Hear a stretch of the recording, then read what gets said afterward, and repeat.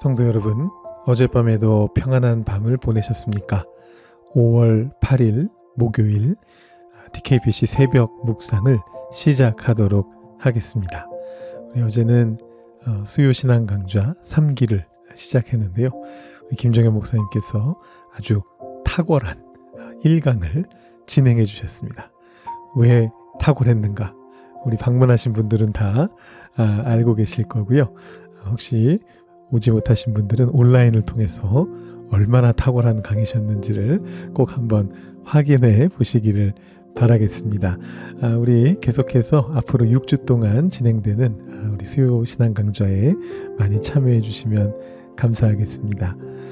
오늘 우리는 느헤미야서를 계속해서 보게 됩니다.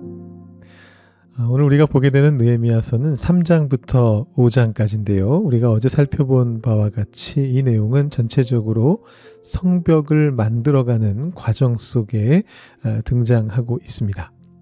자, 느헤미야가 있었던 시기에는 하나님의 성전이 이미 완공되어 있는 상황입니다. 스룹바벨이 와서 성전을 만들었는데요. 다만 성전은 만들어졌는데 예루살렘의 성벽은 무너져 있는 이제 그런 상황이었습니다. 그래서 느헤미야가 2장 말미에서 성벽의 상황이 어떠한지를 살펴보기 위해서 한 바퀴 말을 타고 도는 이제 그런 장면이 나왔습니다. 자, 그 후에 느헤미야가 이스라엘 백성들을 격려해서 이 성벽을 실제로 쌓기 시작하는데요. 그 성벽은 이런 식으로 생겼습니다. 앞에 화면을 보시면 제가 느헤미야가 쌓은 그 성벽의 모양을 지도 형태로 보여드리게 되겠습니다. 전에 한번 아마 저희가 느헤미야 묵상하던 때가 있었는데 그때도 아마 이 비슷한 그림을 보신 적이 있으실 텐데요. 보시면 이 당시에 예루살렘 성 자체가 뭐랄까요? 지금으로 따지면 그 열쇠와 비슷한 그런 이제 모양을 하고 있습니다. 남북으로 길게 되어 있고 위쪽에 성전 있는 부분은 조금 넓게 되어 있고 아래쪽으로 계곡을 향해 내려오는 곳에는 아주 좁게 길쭉하게 내려오게 되는 이제 그런 형태를 취하고 있고요. 지금 이 지도는 여러분 자세하게는 안 보이시겠지만 글씨가 작아서 초록색으로 각 성벽 부분을 누가 쌓았는가 그 3장에 나와 있는 내용들을 전부 다 표시한 그런 지도입니다. 그래서 자세히 보시면 일정한 구간만큼 어떤 특정한 사람들이 어떤 특정한 족속들이 그 성벽을 담당해서 나눠서 쌓았다라는 것을 보실 수가 있습니다. 이 성벽을 실질적으로 보게 되면 어떤 모양이냐면 이런 모양입니다. 그럼 만약에 지금 현재 예루살렘에 가셔서 느헤미야 시대의 성벽이 어떤 정도를 차지하고 있었는가를 보시려면 이 화면을 보시면 되겠습니다. 우리가 잘 아는 그 사원이 예전 성전이 있던 자리에 지금 황금빛 돔으로 지금 표시가 되어 있는데요. 물론 당시에는 황금빛 돔이 아니었죠. 이슬람 사원이 아니라 이제 스룹바벨 성전이 바로 저 황금빛 돔이 있는 그 자리에 놓여 있었던 것이고요. 지금 남쪽에서 북쪽을 향해서 바라보고 있는 그런 사진인데 빨간색으로 표시되어 있는 것처럼 언덕을 따라 시온산을 따라서 저런 형태로 아마 느헤미야 시대에 성벽이 쌓여져 있었을 것이다. 이렇게 추정해 볼 수가 있습니다. 그리고 사실은 이 성벽이 지금까지도 남아 있습니다. 또 하나의 사진을 보여드리겠습니다.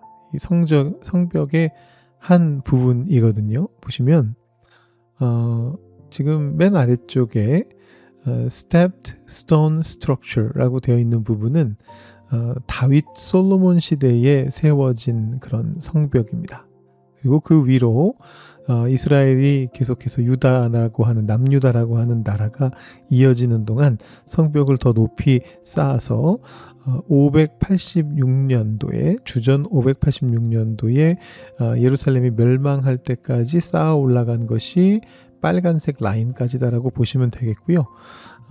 그 빨간색 라인보다 더 위쪽에 있는 부분은 무너져 내린 부분을 느헤미야가 다시금 수축한 그런 곳이다라고 보시면 되겠습니다.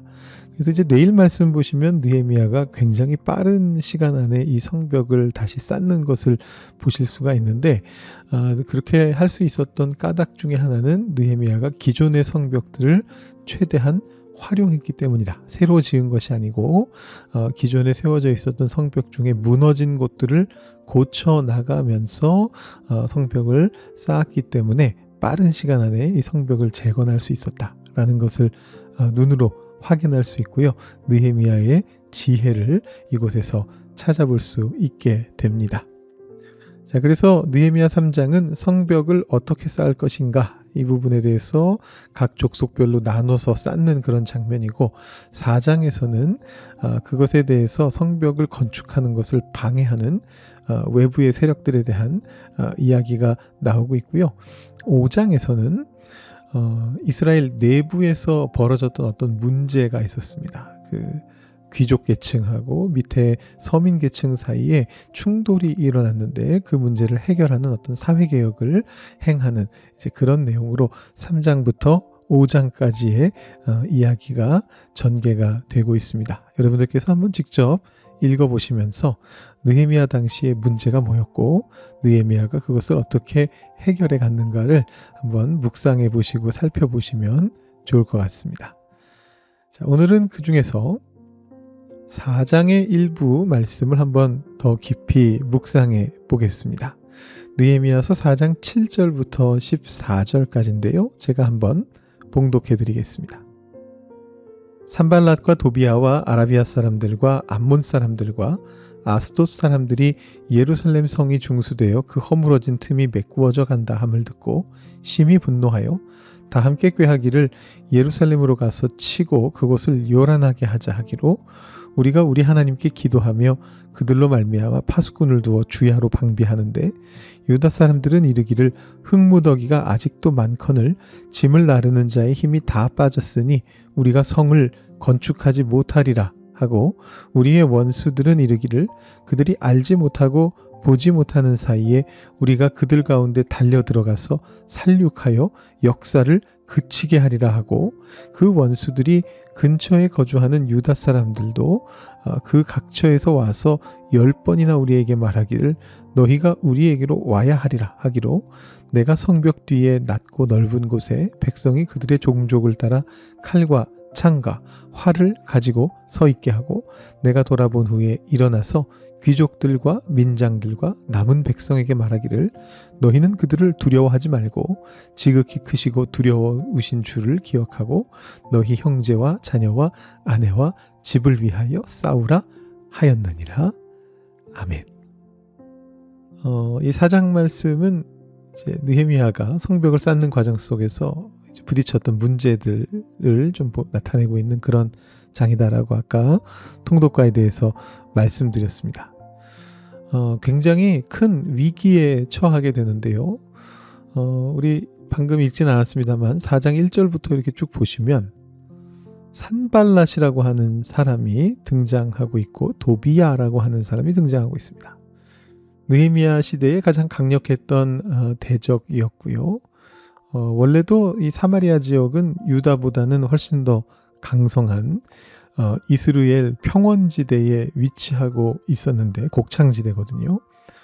그래서 북이스라엘 시대에도 남유다보다 훨씬 더 강력한 그런 권세를 가지고 국력을 가지고 있었던 나라가 바로 이 지역인데 이 시대에도 마찬가지였던 거죠. 사마리아 지역을 다스리고 있었던 산발랏이라고 하는 사람이 이제 페르시아의 총독인데 느헤미야와 유다 사람들을 대적했습니다. 그래서 성을 건축하는 것을 두고 굉장히 분노하면서 이제 비웃으면서 말하는 겁니다. 거기 뭐 불탄 돌밖에 없는 흙무더기밖에 없는 그곳을 뭐 자기들이 다시 일으키겠다고 하는데 그게 되겠느냐 이렇게 이야기하고 도비야라고 하는 사람도 이제 측근이라고 볼 수 있겠는데 그 성벽이 여우가 올라가도 곧 무너지리라 이렇게 이야기하면서 조소하고 조롱하고 있는 이제 그런 상황입니다. 그러니까 우리가 이런 상황을 뭐라고 부르느냐 하면 외환이라고 하죠. 외환. 바깥쪽에 문제가 있습니다. 강한 대적들이 있는 것입니다. 자, 그런데 외환만 있는 게 아닙니다. 외환만 있으면 뭐 어떻게 할 수가 있겠는데 이런 내용이 또 나오고 있습니다. 9절 10절에 보시면 그걸 해결하기 위해서 파수꾼을 두어서 방비를 하는 과정 속에서 유다 사람들이, 안쪽에 있는 사람들이죠. 느헤미야의 내부 사람들이 짐을 나르는 자의 힘이 다 빠져서 우리는 성을 건축하지 못하리라. 이렇게 결과에 대해서 우려하고 있는 이제 그런 장면을 보게 됩니다. 뭔가 지금 지친 겁니다. 본인들 자체의 힘도 지친 것이고, 여기 말을 보면. 근데 실질적으로는 외부의 그런 어떤 공격 속에서 불안해하는 것도 같이 겸사겸사 있는 상황입니다. 그래서 지금 이 유다 사람들 자신이 우리가 할 수 있을까? 우리가 성벽을 건축해낼 수 있을까? 라는 그런 걱정을 하고 있는 바로 내우의 상황에 처해 있습니다. 자, 우리 이것을 합쳐서 내우 외환이라고 하죠.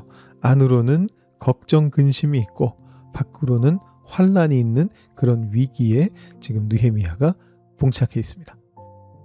자, 둘 중에 하나만 있다면 문제를 그래도 비교적 쉽게 해결해 볼 수가 있습니다. 만약에 외환만 있다면 그에 맞서서 오히려 안으로 똘똘 뭉칠 수가 있습니다. 안에서 내부를 결속시켜서 외환에 맞서 싸울 수가 있는 겁니다. 반대로 내우만 있는 경우에 그 경우에는 여유를 가지고서 그 우려에 대해서 대응할 수가 있습니다. 생각하면서. 왜 그 문제를 가지고 걱정하는가? 이것이 어떤 결과를 가져올 것인가? 이것을 조금 시간을 가지고 천천히 같이 고민하면서 그 문제들을 해결해 갈 수가 있습니다. 그런데 이 두 가지가 함께 있는 경우에, 내우도 있고 외환도 있는 그런 경우에 많은 사람들은 이 위기 그 자체에 매몰되게 됩니다. 뭐 어떻게 해볼 수가 없는 겁니다. 안에서는 걱정 근심이 잔뜩하고 밖에서는 환란이 취해지고 그런 가운데서는 위기 자체에 매몰되어서 그야말로 더 이상 꿈틀거려 보지도 못하고 자멸하게 되는 경우가 참 많이 있다라는 것입니다. 자, 그렇다면 어떻게 해야 될까요? 우리가 어제는 느헤미야의 기도 학교를 통해서 우리의 기도를 점검해 봤는데 오늘은 느헤미야가 위기에 어떻게 대처하는가를 보면서 우리의 신앙 속에 또는 우리의 어떤 삶 속의 위기에 우리가 어떻게 대처할지를 배워볼 수가 있을 것 같습니다. 느헤미야의 전략은 크게 투 트랙입니다. 첫 번째는 실용적인 대응을 하는 것이고 두 번째로는 사기를 진작시키는 이제 그런 행동을 합니다. 13절, 14절을 보시면은 이렇게 되어 있습니다. 제가 한번 읽어볼까요? 이 말씀은 내가 성벽 뒤에 낮고 넓은 곳에 백성의 그들의 종족을 따라 칼과 창과 활을 가지고 서 있게 하고. 자, 이건 굉장히 실용적인 대응입니다. 외부의 환란에 대해서 이런 식으로 우리가 대응할 수 있다라고 그렇게 선언하는 것이고요. 이어서 사기를 진작시키는데 이렇게 이야기합니다. 내가 돌아본 후에 일어나서 귀족들과 민장들과 남은 백성에게 말하기를 너희는 그들을 두려워하지 말고 지극히 크시고 두려우신 주를 기억하고 너희 형제와 자녀와 아내와 집을 위하여 싸우라 하였느니라. 자, 지금 보시면 여러 가지 얘기가 나오고 있는데 보면 일단은 귀족들 그리고 민장들, 이 사람들은 높은 사람들이죠. 그리고 남은 백성, 이 사람들은 이제 서민들을 말하는 것인데 이 서로 다른 출신 성분들을 조화시키고 있는 장면이 나타나고 있습니다. 우리 안에서 싸우지 맙시다. 이렇게 이야기하는 것이고요. 그러면서 누구를 기억하게 하느냐 하면 밖에 있는 적들이 아니라 주님을 기억하라. 하나님을 기억하라. 이렇게 말하고 있고 그리고 마지막으로는 대의와 감정에 호소합니다. 이게 굉장히 사람을 힘나게 하는 것 중에 하나거든요. 너희 형제와 자녀와 아내와 집을 위해 싸워라. 다른 것 때문이 아니고 너희의 가족을 위해서 싸워라. 이렇게 이야기하면서 대의 명분을 주고 감정에 호소하는 이제 그런 장면이 나옵니다. 자, 이 4장 뒤에 5장에서 이 귀족들과 서민들이 서로 부딪히게 되거든요. 그 장면을 보면서 느헤미야가 이제 사회 개혁을 하게 되는데 그 내용은 여러분들께서 직접 읽어보시면 되겠습니다만 이 내부적으로 우려와 외환이 같이 있는 이런 경우에 안쪽에서 서로 다투게 되면 말 그대로 자멸할 수밖에 없기 때문에 느헤미야는 그 안에 있는 사람들을 이렇게 조화시키면서 하나님께로 시선을 돌리게 만드는, 바깥의 적들도 아니고 내부의 문제도 아닌 하나님을 통해서 이 문제를 해결하고자 하는 그런 방향성을 제시하면서 동시에 그 사람들의 사기를 진작시키는 그런 위기대처 방법을 보여주고 있습니다. 자, 그래서 이것을 다시 한번 정리해 본다면 우리가 위기 상황에서 우리가 해야 될 것을 이렇게 정리해 볼 수가 있겠습니다. 첫째, 하나님을 기억하십시오. 우리의 시선을 내부의 문제와 외부의 환난으로부터 잠시 돌려서 그것들을 무시하라는 뜻은 아닙니다. 그러나 그 모든 것 위에 하나님이 계시다는 것을 먼저 기억하는 것입니다. 두 번째로, 가족들과 이웃들을 생각하면서 힘을 내십시오. 우리가 지켜야 될 것들, 우리가 사랑해야 될 사람들 생각하면서 힘을 내는 것입니다. 그리고 세 번째로, 실질적인 해결책을 구상하십시오. 하나님을 먼저 기억했고 내가 지켜야 될 존재들을 떠올렸다면 이제 조금 여유를 가지고서 실질적으로 그 문제를 어떻게 해결할 것인가를 생각하고 고민하면서 그것을 찾아가는 것입니다. 그 과정에서 혹시라도 서로를 반목시키는 문제들을 발견하게 되면 그것을 제거하셔야 됩니다. 하나됨이 굉장히 중요한 것입니다. 이것을 통해서 하나님과 우리 사이에, 그리고 우리들 각자 사이에 하나됨을 얻을 수 있고요. 그 하나됨을 통해서 우리가 그 위기를 돌파해낼 수 있다라는 것을 우리가 느헤미야 말씀을 통해서 다시 한번 배우게 됩니다. 어떻게 보면 뻔하고 당연한 것들이지만 여러분들께서 이것을 좀 머릿속에 넣어두시고 기억하신 상태로 느헤미야의 위기 대처를 기억하시면서 여러분의 삶 속에서 부딪히게 되는 문제들을 해결할 때 적용해 보시면 좋을 것 같고요. 또 교회나 여러분이 속해 있는 공동체에서 위기 상황이 나타나게 될 때 우리가 이것을 기억하며 문제들을 하나하나 해결해 가면서 하나님께 감사하실 수 있는 여러분들 되시면 좋겠습니다. 여러분 직접 조금 더 묵상해 보시고 기도해 보신 후에 오늘 새벽 묵상 마무리하시기 바랍니다.